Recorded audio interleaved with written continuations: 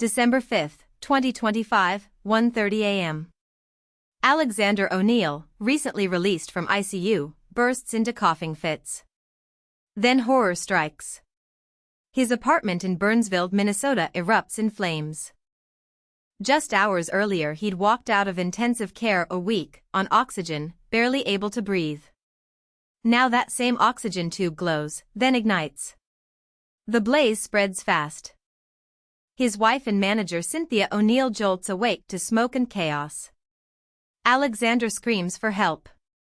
Smoke fills the room. They scramble to escape, coughing, terrified, barely standing. They stumble down 3 flights of stairs. Each step a fight.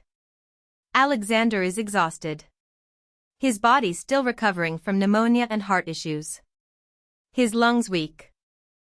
Firefighters arrive. Flames have destroyed 4 units. Alexander and Cynthia are loaded into an ambulance. But, here's what makes zero sense. Why would an oxygen machine explode just hours after ICU discharge? He landed in ICU 2 weeks ago, stricken by rare bacterial pneumonia and enlarged heart. Sources close say he was on life support. He left hospital only this morning, grateful yet fragile. He landed in ICU 2 weeks ago, stricken by rare bacterial pneumonia and enlarged heart. Sources close say he was on life support. He left hospital only this morning, grateful yet fragile. So when he finally came home, that modest apartment in Burnsville, everyone thought he was out of the woods. But fate had other plans. And this? It gets darker. Neighbors heard crackling wires at 1:15 a.m. Some smelled smoke before alarms blared. One neighbor told local emergency teams their hallway smelled like burning plastic. And that's when a bubble of fire exploded from the cord attached to Alexander's oxygen machine. A single spark. A disaster born from survival. His wife recalls, he stood over the blaze, foot raised, trying to stomp it out. He burned himself. His strength? Gone. But he didn't give up. He tried anyway. Within minutes the fire jumped to the mattress. Thick black smoke filled the unit.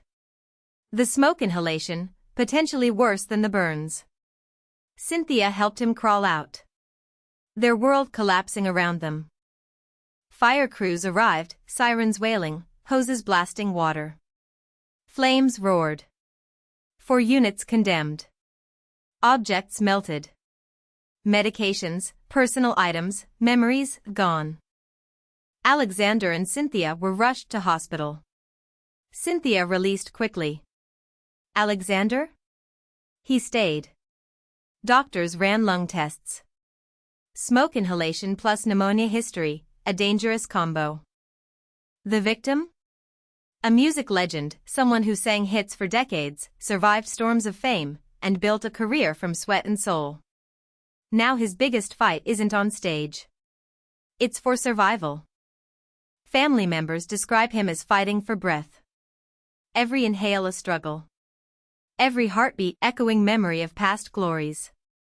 Friends are praying. The world is watching. What really caused the fire? Officials say investigation is ongoing. But that oxygen tube explosion, that spark from survival, raises haunting questions about safety, negligence, luck.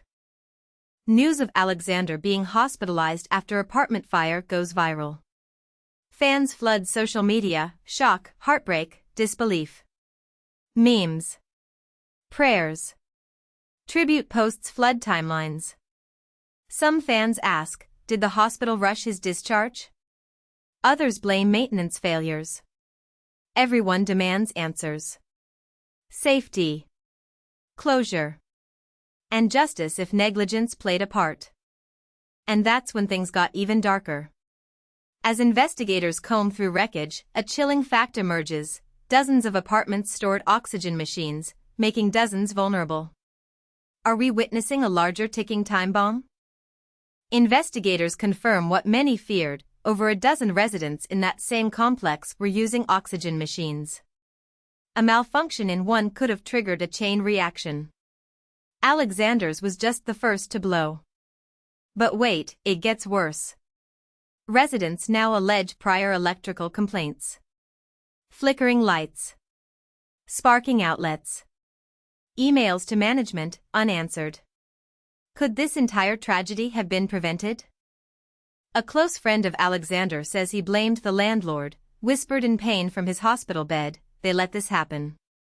Cynthia, sobbing, posted, "We almost died. Someone has to answer for this." City inspectors swarm the building. A legal team is assembling. Rumors swirl of a massive lawsuit, not just for negligence, but wrongful endangerment. Residents begin documenting everything. And that's when everything changes. As Alexander O'Neill clings to recovery, the clock ticks toward a city hearing.